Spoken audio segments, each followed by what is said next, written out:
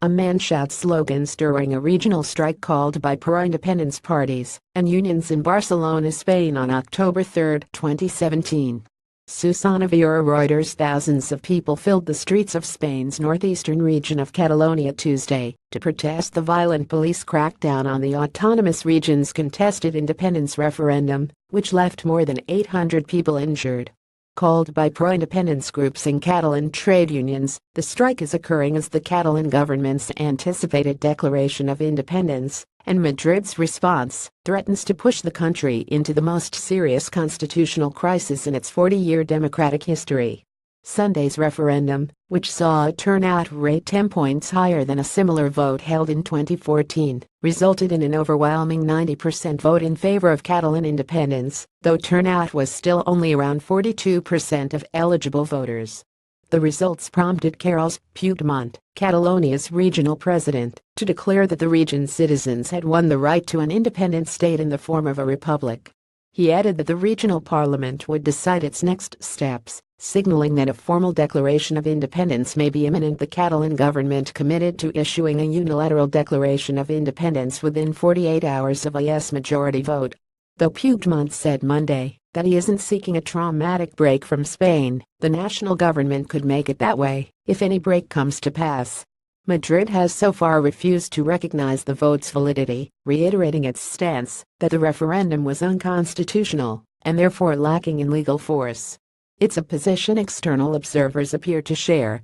Despite global condemnation of the violent tactics the national police used to shut down the vote, Catalonia's independence bid has failed to get the backing of any country or major international body. The European Union has stood firmly behind the Spanish government throughout the crisis, which it says it is treating as an internal matter of Spain, though the European Parliament is scheduled to convene Wednesday to debate the issue. Katie Collin, a postdoctoral fellow at the Brookings Foreign Policy Program, told me that while similar votes, such as last week's Kurdish referendum, have backing from some international actors, the goal of Catalonia's vote made it more difficult to support.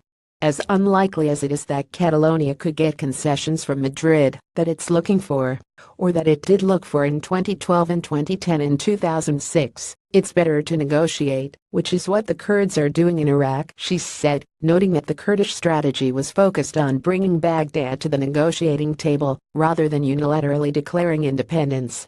But the Catalans have said the opposite, that we tried to negotiate and got shut down, and now we're going to declare our independence. On a legal level, any such declaration would be symbolic. Carlos Flores Jubirias, a professor of constitutional law at the University of Valencia, told me Catalonia lacks the means to enforce a unilateral declaration, let alone the ability to draw its own borders.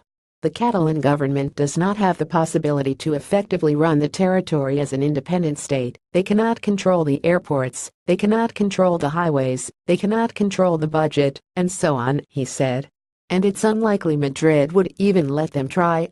Instead, the Spanish government is widely expected to take the unprecedented route of invoking Article 155 of the Spanish Constitution, which permits the national government to take the measures necessary to regain control of an autonomous region in the event that it does not fulfill the obligations imposed upon it by the Constitution or other laws, or acts in a way seriously prejudicing the general interests of Spain. Still, a Catalan independence declaration, and a refusal by Madrid to acknowledge it, would certainly have repercussions. In addition to protests that have already begun throughout the region, a move by Madrid to suspend Catalonia's self-government could involve the deployment of additional military police, or the replacement of regional leaders. And the fact that Article 155 has never before been invoked means it's not clear what measures the government should be expected to take, nor how the Catalans would respond to them. It's a constitutional crisis, Collins said, that they're going to potentially strip the regional government of its authority and govern Catalonia from Madrid. I don't see it going in the direction of conflict resolution.